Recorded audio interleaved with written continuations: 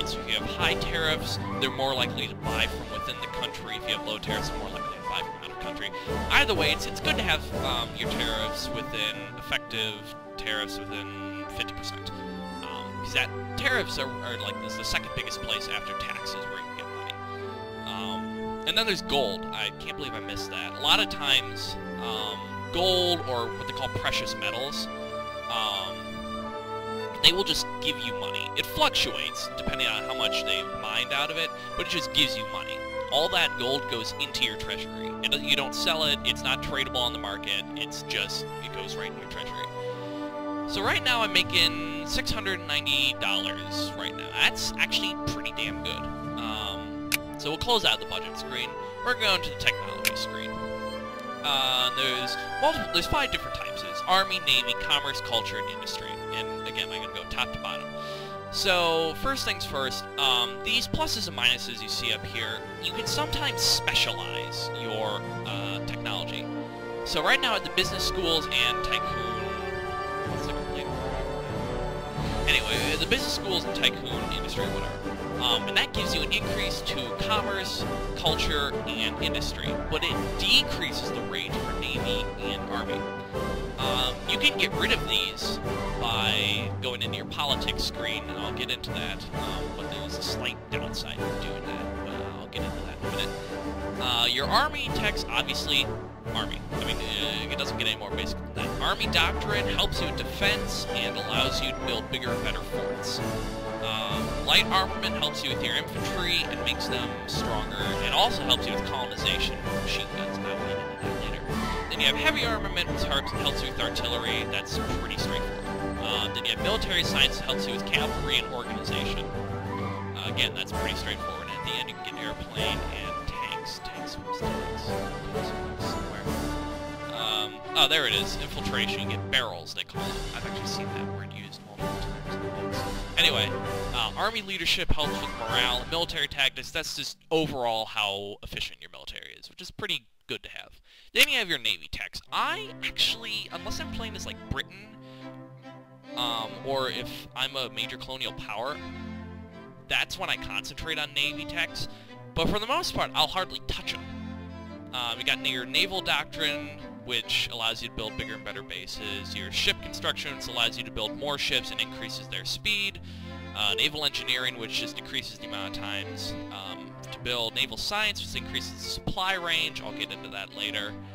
I'll just do it now. The farther out to sea your ships go, ships have a certain amount of supplies that they need every day. And the farther out to sea, after they leave a coastal sea zone, they start to take damage. Well, not damage, really. They start to lose supplies, and after they get to a certain point, they do start to take damage. Because the supply ships, the tenders, can't get out far enough, which can hurt you a lot of times if you're doing like if I were to invade Japan, I'd have to go all the way across the Pacific, which is a pain in the ass, first of all, but then you have to deal with the supply range. By increasing this, you increase the supply range to the point where I could actually probably go to Japan and back without ever having to worry about it. Then you have Navy Professionalism, which increases organization and overall efficiency. Then you have Commerce. I know a lot of you are probably going, fuck, this is getting really complicated. It's actually really easy once you get into it. I've had this game for less than 6 months, and I got pretty damn good at it. You have Financial Institutions, which increase your tax efficiency. That just pretty much increases the amount of taxes you can make. Then you have Monetary System. I like the no standards, so many different ones.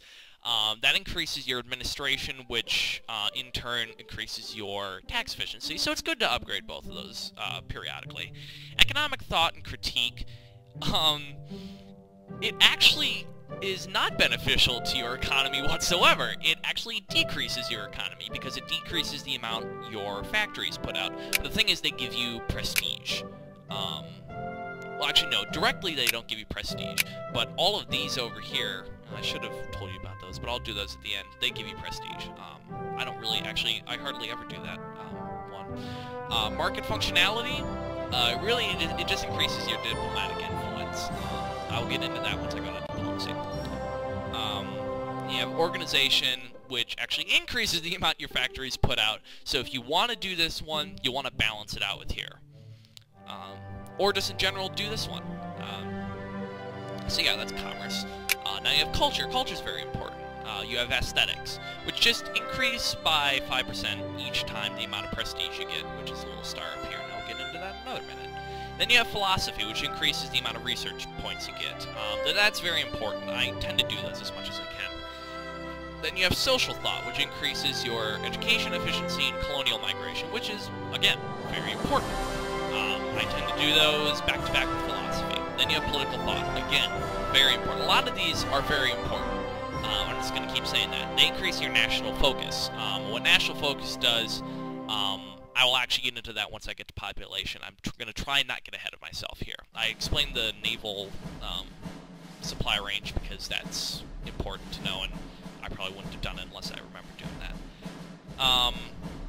It also increases your ability to colonize once you get to nationalism and imperialism. Again, I'll get into that a little later.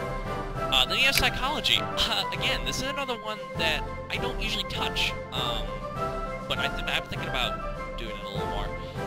Anyway, it increases the rate of reinforcement and the amount of experience that your regiments get, that your military gets. I don't know why I never did these before.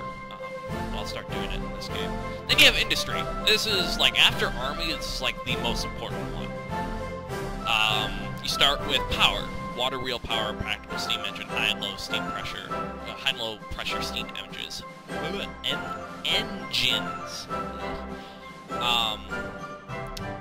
They pretty much increase the amount that your factories output,